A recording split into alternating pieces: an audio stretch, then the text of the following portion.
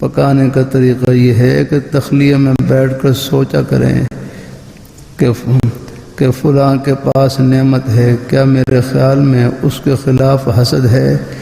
کیا میں اس میں مبتلا تو نہیں ہوں؟ حسد یہ ہے کہ کسی کے پاس کوئی نعمت، کسی کو اللہ تعالیٰ نے کوئی نعمت عطا فرمائی اور یہ خیال کرے کہ یہ نعمت اس سے چھن جائے اور مجھے مل جائے، یہ حسد ہے۔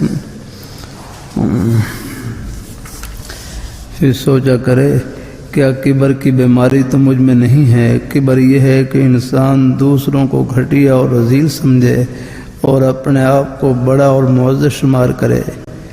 پھر جب دیکھے کہ مجھ میں فلاں بیماری ہے، پھر اس کی اصلاح کی خود بخود کوشش کرے۔ اس کا طریقہ اپنے شیخ سے معلوم کرے، انشاءاللہ تعالی اس طریقے سے ضرور فائدہ ہوگا۔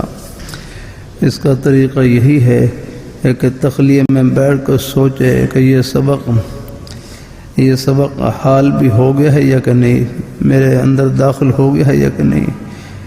گھر میں علیحدہ کمرہ ہو یا دیہات میں عموماً مسجد خالی ہوتی ہے، اس وقت تخلیہ میں بیٹھ کر سوچا کرے۔ جب اللہ تعالیٰ سمجھ دے تو رضا بقضاء الہی کا مقام حاصل ہو جاتا ہے۔ قال سے حال محض سننے یا سبق لینے سے حاصل نہیں ہوتا، بلکہ اس کے ساتھ ساتھ جدوجہد بھی کرنی پڑتی ہے۔ اللہ تعالیٰ نے فرمایا ان مع العسر یسرا، تنگی کے بعد آسانی ہوتی ہے۔ جب آدمی اس کے لیے خوب محنت کرے گا، تکالیف برداشت کرے گا، یہ چیز ویسے حاصل نہیں ہوتی، کچھ مشقت اور کام کی ضرورت ہے۔